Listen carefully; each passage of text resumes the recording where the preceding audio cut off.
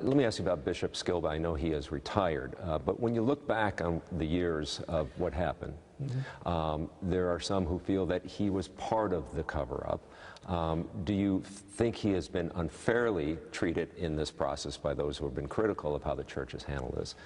Or do you think that he played a role here that required some sort of punishment?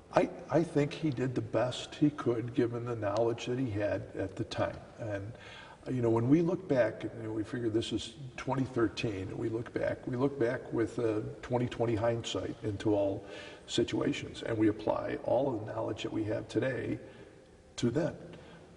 But that person during that time didn't have that knowledge, and operated as best as they could at given that those times. Think how much we've grown just as a society in the knowledge of this psychological defect over the past 30, 40, 50 years.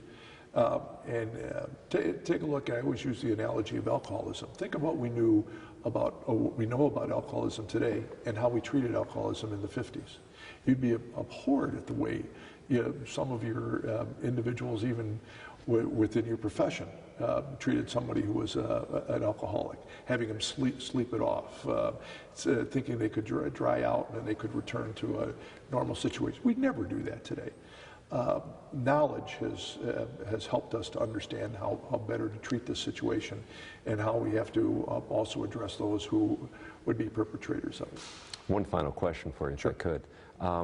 You know that the church has seen a decline in participation at the parishes. This may have played a role in that as well.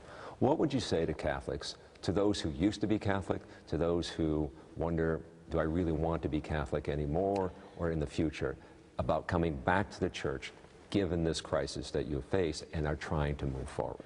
Well, I would hope that people would understand that these bad actors are not the church. And if you take a look at the church, you have to understand the thousands upon tens of thousands of religious and men and women who literally donated their lives to create this community, the hospitals, the schools, the communities in which we live. That's the vibrancy, basically, of the church, because they were basically committed to God. I would say to those who are outside, we're a different church today than we were 50 years ago. And that's thanks to those victims who courageously came forward to tell their story. They've helped us basically to change. And then I would, with confidence, be able to say to them immediately, realize that there is no priest who has an active assignment in the Archdiocese of Milwaukee that in any way has a credible, substantiated allegation against them.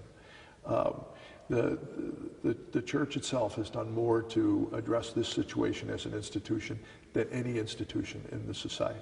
I appreciate your time. Hey, thank you.